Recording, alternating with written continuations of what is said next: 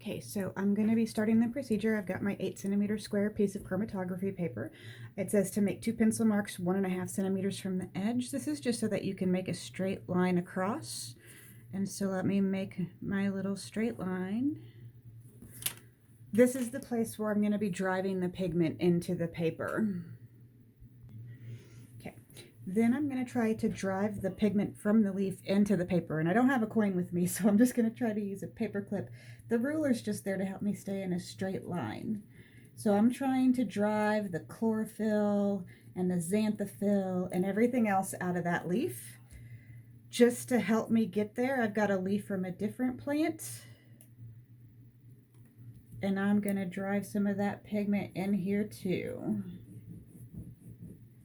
All right. All right. Then I'm supposed to roll this into a cylinder. This is always the fun part when you're working on your own, because I'm going to need this to stay. And so I'm stapling it just so that it stays as a cylinder. All right. Now I'll be able to put it into the chromatography jar. Okay, so this is my jar that has chromatography solvent in it. The solvent is going to help take the different pigments that are in that line up at varying rates depending on how many hydrogen bonds it'll form with the paper and how soluble it is in there. And so I'm just going to take the lid off of this really fast and pop it in. And now I have to pay attention to how fast that solvent moves up the paper, but I'm not going to make you guys watch that. So I'll be back in a second. Okay, so I'm going to pull my paper out and I have to immediately mark my solvent front because it evaporates crazy fast. And it was right there. Okay, so once I have that solvent front marked, I'm going to go ahead and open this up so that we can do the measuring. Okay, so down here at the bottom, you can see where I had first put that pigment in. The bands end up being very faint, and I'm hoping that you can see all the bands. What I'm going to do is draw the bands using some markers and pens and things that I have sort of with me. I wonder if I have a yellow someplace. Here we go. Okay, so we're even going to link this back to the lab. You had a picture that was in the lab manual that told you how the pigments, each individual pigment, ended up forming bonds with things. And the very first one that we have is carotene, which makes sort of an orangey pigment. There's a line for the carotene right about here. And so that's my carotene line. Next up, we have xanthophyll. Xanthophyll ends up being a little bit more on the yellow side. And I've actually got a band of xanthophyll right there. After that, we get chlorophyll A, which ends up going, okay, so here's what I want to mention with the chlorophyll A line. It ends up being sort of zigzaggy as it goes through here. I'm going to actually measure it based on closest to where I measured my solvent front line, which is where that purple was. And so my chlorophyll A ends up being right there.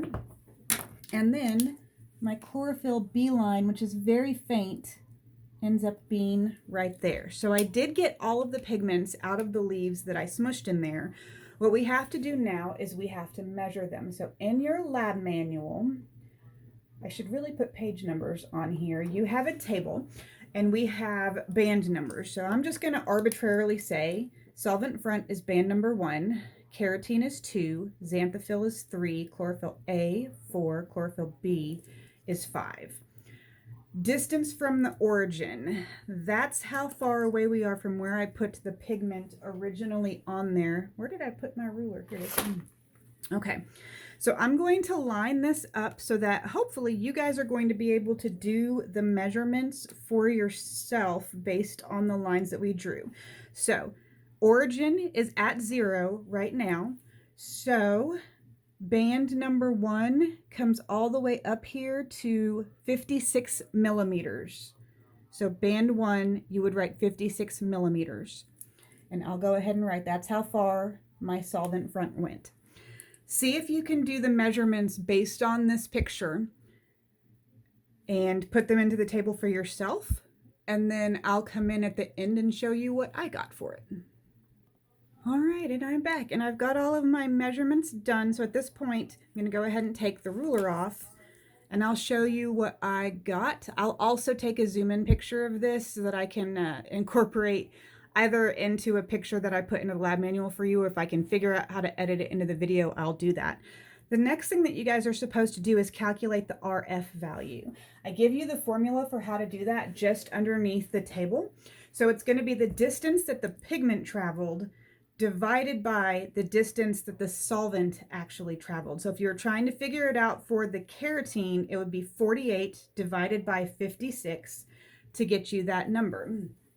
I wonder if I have a calculator in here. I do. So here's how that would look on a calculator. So 48 divided by, oh, and there's going to be a glare, 56 tells us that carotene's RF is 0.857. And so that's what we would write for the carotene.